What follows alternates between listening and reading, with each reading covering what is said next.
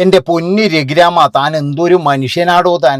അതായത് മൃഗതുല്യം എന്ന് എനിക്ക് പറയാൻ പറ്റൂല. കാരണം വെച്ചാൽ തന്നേക്കാൾ അന്തസ്സുണ്ട് തെരുവ് പട്ടികൾക്കെന്നേ ഞാൻ പറയുള്ളൂ. എടോ, താനൊക്കെ ഒരു മനുഷ്യനാണോ ഇമാതിരി തൊട്ടിത്തരം ചെയ്യാൻ വേണ്ടിയിട്ട്? എന്തൊരു മനുഷ്യനാടോ താനൊക്കെ ആയിരുന്നു. മനുഷ്യ ഗണത്തിൽ കൂട്ടാൻ പോലും പറ്റൂലെങ്കിലും തനിക്ക് ആ രൂപങ്ങളിലും ഉണ്ടല്ലോ. എന്നിട്ട് തനിക്ക് എങ്ങനെയാണോ ഇത്രയും വൃത്തികെട്ട ഒരു കമന്റ് ഈ രഘുരാമൻ എന്ന് പറയുന്ന ഒരു മാന്യൻ, അവൻ പാലക്കാടുകാരനാണെന്നാണ് എനിക്ക് തോന്നുന്നത് കേട്ടോ. നമ്മുടെ മറ്റേ MLA കൂടിയിൽ ഒരു ഫോട്ടോ ഒക്കെ കണ്ടിട്ടുണ്ട്. അപ്പൊ അവൻ ആ ഏരിയയിൽ എടിയുള്ളവനാണ്. അവനെ അറിയുന്ന ആൾ ആരെങ്കിലും ഉണ്ടെങ്കിൽ ഒന്ന് അവനെ സോഷ്യൽ മീഡിയയിൽ ഒന്ന് ഞങ്ങൾക്കൊന്നും കൂടി പരിചയപ്പെടുത്തി തരണം. എന്തൊരു മനുഷ്യനാണെന്നുള്ളോ അവൻ. ഇങ്ങനെയുണ്ടോ മനുഷ്യന്മാർ അവിടുന്ന്? ഇങ്ങനെയുണ്ടോ മനുഷ്യന്മാർ? അതായത് ഇത്രയും ചെറ്റ വർത്താനം പറയുന്ന, അല്ലെങ്കിൽ എന്താ വീട്ടുകാർക്ക് വേണ്ട, നാട്ടുകാർക്ക് വേണ്ട, ഭാര്യയ്ക്ക് വേണ്ട, മക്കൾക്ക് വേണ്ട, ഒരാൾക്ക് പോലും വേണ്ടാതെ ഒരു പുഴുത്ത ഒരു സാധനം, അത്രയേ ഉള്ളൂ. ഈ രഘുരാമൻ എന്ന് പറയുന്നവൻ്റെ മനസ്സിലെ വിഷമുണ്ടല്ലോ, അയാൾ ഇങ്ങനെ കോരിച്ചൊരിയുകയാണ് ചെയ്തത്.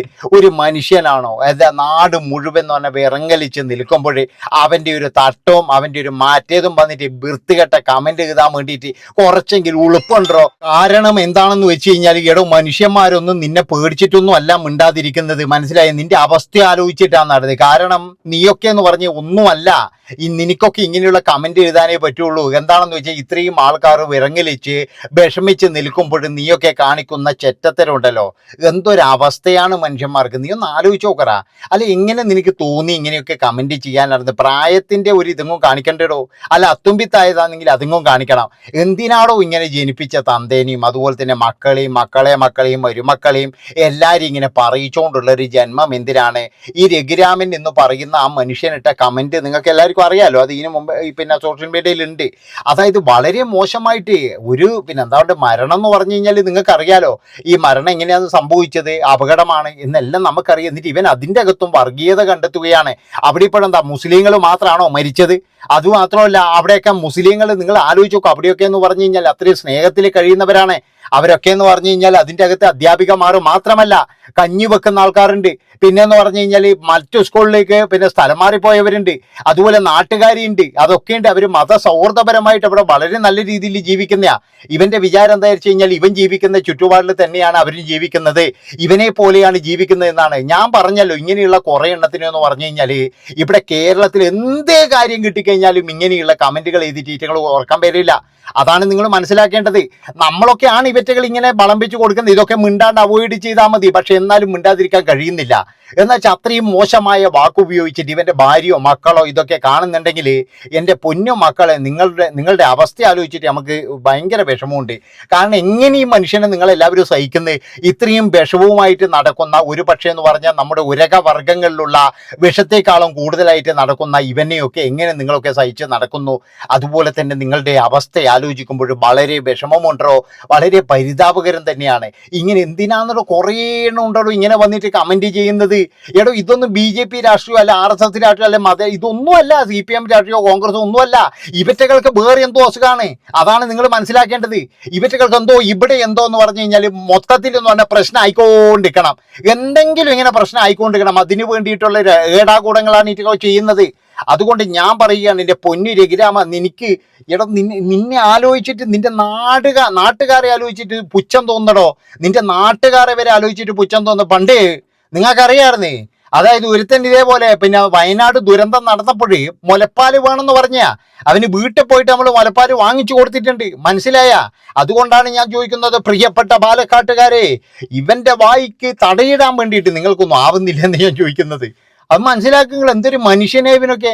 എല്ലാവരും ഇങ്ങനെ വിഷമിച്ച്, വളരെ വിഷമിച്ച് എന്നാ പറയേണ്ടത്, നമ്മളെ കുടുംബക്കാരോ അല്ലെങ്കിൽ നമുക്ക് അറിയുന്നവരോ ഒന്നുമല്ല.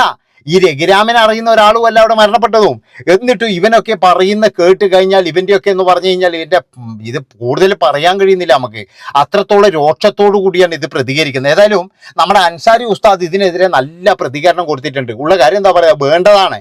കാരണം അൻസാരി ഉസ്താദിനെ പോലെ ആൾക്കാരെ ഇന്നത്തെ ഇതിൽ വേണ്ടതാണെന്ന്. അദ്ദേഹത്തെ പോലെയുള്ള മനുഷ്യന്മാർ മനുഷ്യനായിട്ട് ജീവിക്കണം, അത് ഏതായി കഴിഞ്ഞാലും. അതാണ് എനിക്ക് പറയാനുള്ളത്. അത് അൻസാരി ഉസ്താദിനെ തന്നെ കണ്ടുപഠിക്കണം. പറയാനുള്ളത് മോത്തോക്കി പറയാറുന്ന്, ചങ്കൂറ്റത്തോടു കൂടി പറയാറുന്ന്. അയാളുടെ വീഡിയോന്റെ അടിയിൽ പോയിട്ട് വളരെ മോശപ്പെട്ട കമന്റ് എഴുതുന്ന കുറേ ടീമുകളുണ്ട്. അവരൊന്നും നമ്മൾ മൈൻഡ് ചെയ്യണ്ട, അവരൊന്നും നമ്മൾ അടുപ്പിക്കുകയേ വേണ്ട. അവരൊക്കെ അവരുടേതായ വഴിക്ക് പോയിക്കോട്ടെ. അങ്ങനെയുള്ള നികൃഷ്ട ജീവികളെ അവരുടേതായ ഇതിൽ വിട്ടെ. പക്ഷെ അൻസാരി ഉസ്താദ് അങ്ങനെയാണ് ഇങ്ങനെയാണെന്നൊക്കെ പറഞ്ഞിട്ട് ഇതിന്റെ അടിയിലും ഞാൻ കുറെ കമന്റ് കണ്ടു. ഏതായാലും അൻസാരി ഉസ്താദ് പറയുന്ന കാര്യം നമുക്കൊന്ന് കേട്ടിട്ട് വരാം. ആരെങ്കിലും മുൻ പരിചയമുണ്ടോ? അവരുമായി സംസാരിച്ചിട്ടുണ്ടോ? ഏതെങ്കിലും തരത്തിലുള്ള ആശയവിനിമയം നടത്തിയിട്ടുണ്ടോ? ഏതെങ്കിലും സാമ്പത്തിക ഇടപാട്? ഒന്നുമില്ല. പിന്നെന്താണ് ഇത്ര വൈരാഗ്യം? കേരളക്കര ഒന്നാകെ കണ്ണീരിലാഴ്ത്തിക്കൊണ്ട് ജീവിതത്തിലും മരണത്തിലും ഒന്നിച്ച് കുറച്ച് ടീച്ചേഴ്സ് മടക്കയാത്രയിലേക്ക് പോയപ്പോൾ കേരളം വിറയലോടുകൂടി ഞെട്ടലോടുകൂടിയാണ് ആ വാർത്ത കണ്ടത്. അതിന്റെ താഴെ വന്നിട്ട് ആ വാർത്ത ഒന്ന് ശ്രദ്ധിച്ചു നോക്കിയേ. അതിൽ മുസ്ലിമീങ്ങൾ മാത്രമല്ല, നമ്മളിത് പറയൽ പോലും അബദ്ധമാണ്. മുസ്ലിങ്ങൾ, ഹിന്ദുക്കളെന്ന് മനുഷ്യരാണ്. എന്നാൽ ആ മനുഷ്യരുടെ കൂട്ടത്തിൽ തട്ടമിട്ടവളെ കണ്ടപ്പോഴേക്കും നിനക്ക് മദ്യപ്പുഴയും പൂർലിങ്ങളും പരിഹാരം. അപ്പൊ അൻസാരി ഉസ്താദിന്റെ ചാനലിൽ പോയി കഴിഞ്ഞാൽ നിങ്ങൾക്ക് ഇതിന്റെ ഫുൾ വീഡിയോ കാണാൻ കഴിയും. അപ്പോൾ ഞാൻ പറഞ്ഞു വരുന്നത് എന്താണെന്ന് വെച്ചാൽ, ഇവനെ പോലെയുള്ള നികൃഷ്ട ജീവികളെ നമ്മൾ മനസ്സിലാക്കണം. അതായത് ഇവനൊന്നെന്ന് പറഞ്ഞ സമൂഹത്തിന് വേണ്ടിയിട്ടോ അല്ലെങ്കിൽ വേറെ ഒരാൾക്ക് വേണ്ടിയിട്ടോ ഒരു സഹായങ്ങളോ അല്ലെങ്കിൽ ഒന്നും ചെയ്യുന്നവനല്ല. ഇവനൊക്കെ എന്ന് പറഞ്ഞു കഴിഞ്ഞാൽ ഇങ്ങനെ ഈ രാവ് പകൽ എന്ന് പറഞ്ഞു കഴിഞ്ഞാൽ ഇതുപോലെ സോഷ്യൽ മീഡിയയിൽ കമന്റ് ഇടാൻ വേണ്ടിയിട്ട് ഇന്നലെ തന്നെ നമ്മൾ ഒരുത്തനെ കണ്ടിട്ടില്ലേ?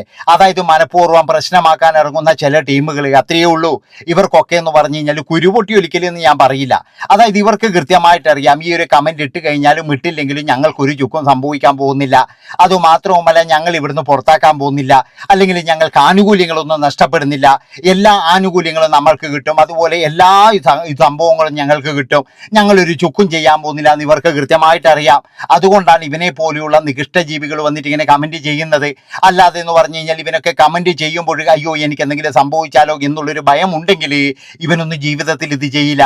പക്ഷെ ഇവന് കൃത്യമായിട്ട് അറിയാം ഇവനൊരു ചുക്കും ചെയ്യാൻ പറ്റില്ല. ഇനി എന്തെങ്കിലും ചെയ്തു കഴിഞ്ഞാൽ അല്ലെങ്കിൽ ഇവന്റെ പേരിൽ കേസ് എടുത്താലോ ഇല്ലെങ്കിൽ വേറെ എന്തെങ്കിലും ചെയ്താൽ ഇവനെ രക്ഷിക്കാൻ ആൾക്കാരുണ്ടാകും. കൃത്യമായിട്ട് ഇവന്റെ പുറകിലൊക്കെ ആൾക്കാർ നല്ലവണ്ണം ഉണ്ടാകും. നീ ഇനിയും പറഞ്ഞോടാ ശിവരാമ എന്നാ ശിവരാമ എന്തോ ഒന്ന് പറയാൻ വേണ്ടി നീ ഇനിയും പറയടാന്ന് മാത്രമേ ഇയാൾ പറയുള്ളൂ.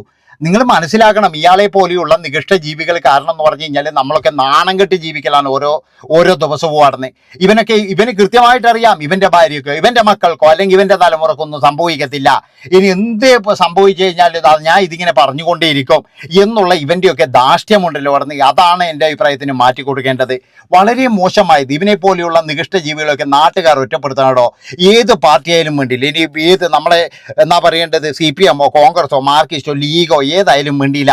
ഇമാതിരി തോന്നിയവാസികളെയൊക്കെ എന്ന് പറഞ്ഞു കഴിഞ്ഞാൽ നാട്ടിൽ നിന്ന് മാറ്റി നിർത്തണം. ഒന്നിനും സഹകരിക്കാൻ പാടില്ല ഇവന്റെ ഒന്നും. ഇവനൊക്കെ എന്ന് പറഞ്ഞു കഴിഞ്ഞാൽ മനുഷ്യ കുലത്തിന് തന്നെ അപമാനാന്നേ ഞാൻ പറയുള്ളൂ. 10 നാട്ടുകാർ വിചാരിച്ചാൽ മതിയടോ. ഇതിനിടയ്ക്ക് എന്ന് പറഞ്ഞു കഴിഞ്ഞാൽ ഞാൻ ഒരു സ്ഥലത്ത് വായിച്ചാണ്, റോഡിന് സ്ഥലം കൊടുക്കുന്നില്ല 3-4 ആൾക്കാർ. അവരോട് പറഞ്ഞു നിങ്ങളുടെ വീട്ടിൽ നിന്ന് ഇറങ്ങൂല എന്ന് പറഞ്ഞു. എന്താ കാരണം എന്നറിയാം? ഇവർക്ക് ഇവരെ വീട്ടിൽ നിന്ന് ഇറങ്ങിയിട്ട് മറ്റൊരു റോഡിലൂടെ പോയിട്ട് വേണ്ടേ അവർക്ക് അവരുടെ സ്ഥലത്തെത്താൻ വേണ്ടിയിട്ട്. അതെങ്ങനെ ഇറങ്ങി നടക്കാൻ പറ്റുക? വേറെ ആൾക്കാർ കൊടുത്ത വഴിയില്ലല്ലേ ആ റോഡ് കിടക്കുന്നത്.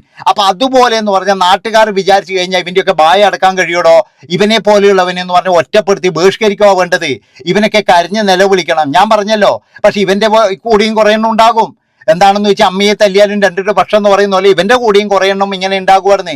അത് ഉറപ്പുള്ള കാര്യം തന്നെയാണ്. പക്ഷേ ഇങ്ങനെയുള്ള ശിവരാമന്മാർ കാരണം എന്ന് പറഞ്ഞു കഴിഞ്ഞാൽ നമ്മളൊക്കെ വളരെയധികം ദുഃഖത്തിൽ തന്നെയാണ്.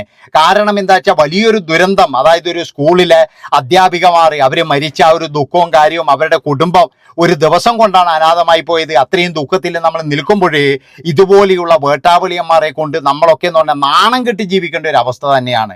അതുകൊണ്ടാണ് എനിക്ക് പറയാനുള്ളത്, പ്രിയപ്പെട്ടവരെ, ഇങ്ങനെയുള്ളവനെയൊക്കെ എന്ന് പറഞ്ഞാൽ നമ്മൾ കണ്ടെത്തണം.